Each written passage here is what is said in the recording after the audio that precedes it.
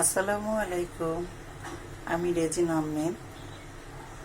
আপনাদের সকলকে আন্তরিকভাবে শুভেচ্ছা জানিয়ে শুরু করছি আজকের রেসিপি। অত্যন্ত মজার, দুর্দান্ত স্বাদের এই রেসিপি আমরা প্রায় পরিবারে শুনি। বাচ্চারা এটা খেতে চায় না, ওটা খেতে চায় না, সবজি খেতেই চায় না, শুধু মাংস খেতে চায়। তাই আমি চিন্তা করলাম কিভাবে বাচ্চাদের খাওয়ার উপযোগী এবং বড়দেরও মুখের স্বাদ বাড়বে এমন একটি রেসিপি আপনাদের সবাইকে দেখাই, যেটা আমি আমার পরিবারে করে থাকি। তো আজকের রেসিপি হলো বেগুন দিয়ে ডিম ভুনা।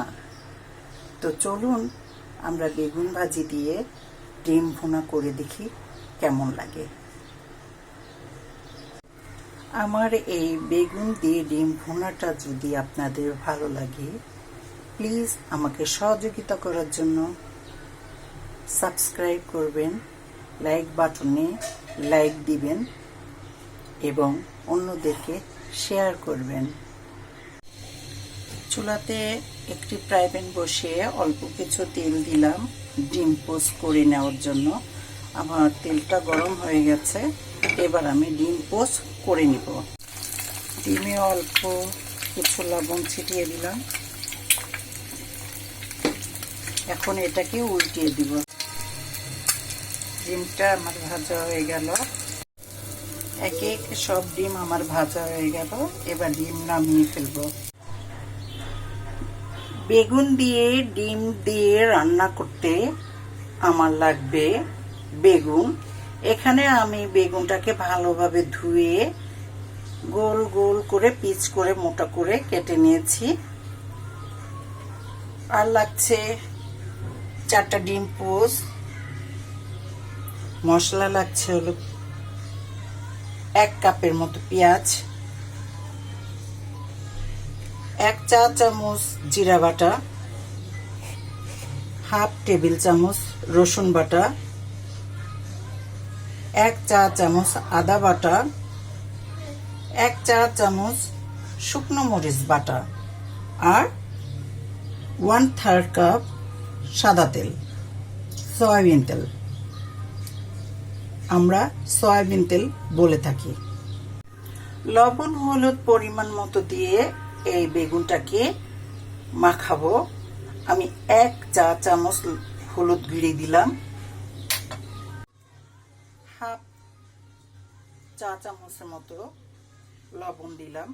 এবার এটাকে আমি ভালো করে মাখিয়ে নিব। এবার ফ্রাই প্যানটা চুলায় দিয়ে কিছু তেল দিয়ে আমি বেগুন ভাজি করে নিব। চুলায় ফ্রাই প্যানে তেল গরম হোক, আর এদিকে আমার হলুদ এবং লবণ দিয়ে বেগুনগুলো ভালোভাবে মাখানো হয়ে গেছে। চুলায় তেল গরম হয়ে গেছে, এবার আমি একে একে বেগুনগুলো দিয়ে দিব।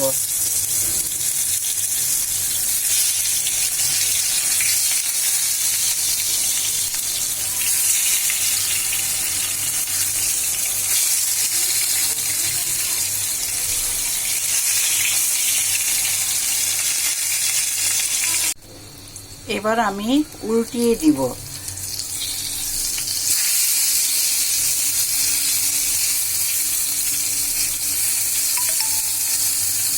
যেহেতু এই বেগুন ভাজি মশলা দিয়ে ভুনা হবে, তো এটা অল্প ভাজি হলেই হয়ে যাবে। একটু একটু লাল হলে আমরা নামিয়ে ফেলব।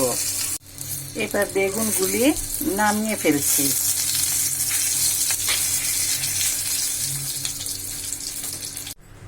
আমার বেগুন ভাজি হয়ে গেল, আমি সব নামিয়ে ফেলেছি।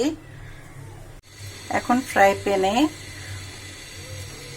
বাকি তেলটু দিয়ে দিব। তেল গরম হয়ে গেছে, এখন পেঁয়াজ কুচি দিয়ে দিলাম। পেঁয়াজ কুচি কিছুটা লাল হয়ে গেলে বাকি মশলাগুলো দিয়ে দিব। পেঁয়াজ কিছুটা লাল হয়ে আসছে, এই সময় আমি হাফ চা চামচের মতো লবণ দিয়ে দিব।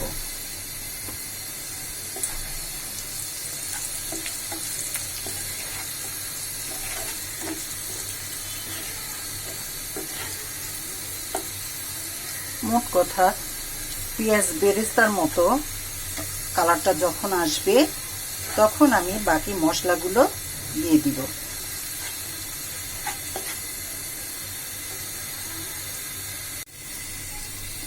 আমার পেঁয়াজের কালার চলে আসছে, এবার আমি বাকি মশলাগুলো একে একে দিয়ে দিচ্ছি।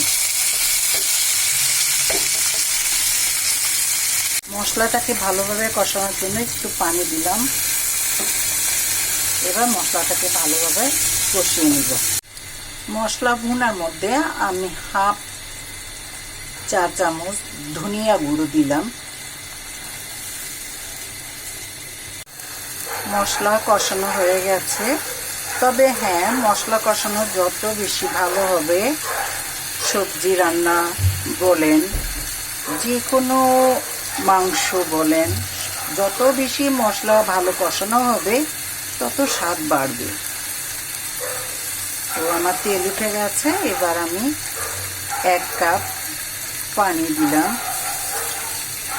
যেহেতু আমি বেগুনগুলো ভেজে নিয়েছি, তো অল্প পানিতেই আমার সেদ্ধ হয়ে যাবে, বেগুনগুলো সেদ্ধ হয়ে যাবে। পানি ফুটে উঠেছে, এবার আমি একটা একটা করে বেগুন দিয়ে দিব।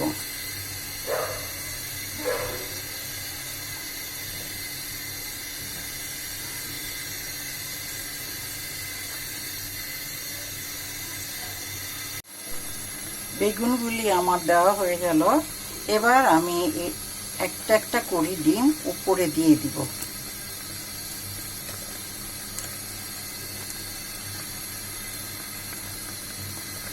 ডিম দেওয়া হয়ে গেল, এবার ঝোলটা কমে গেলে আমার হয়ে যাবে বেগুন ভুনা। বেগুন দিয়ে ডিম ভুনা খেতে অসাধারণ মজা।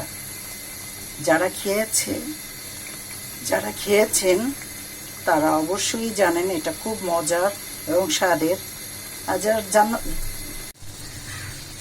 আমার রান্না প্রায় হয়ে গেল, তবে যারা ধনিয়া পাতা পছন্দ করেন এই মুহূর্তে তারা ধনিয়া পাতা আর উপর থেকে কয়েকটি কাঁচা মরিচ দিয়ে ঢেকে দিলে এর স্বাদটা তাদের কাছে ভালো লাগবে।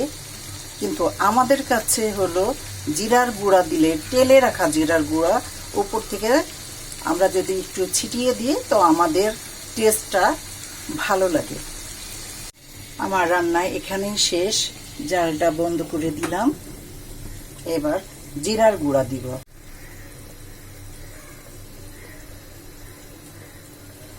আমি জিরার গুঁড়া দিচ্ছি, তেলে রাখা জিরার গুঁড়া।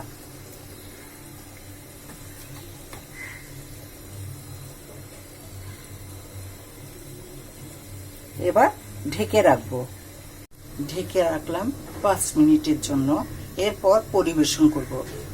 হয়ে গেল আমার ভিন্ন ধরনের বেগুন দিয়ে ডিম পোচ ভুনা।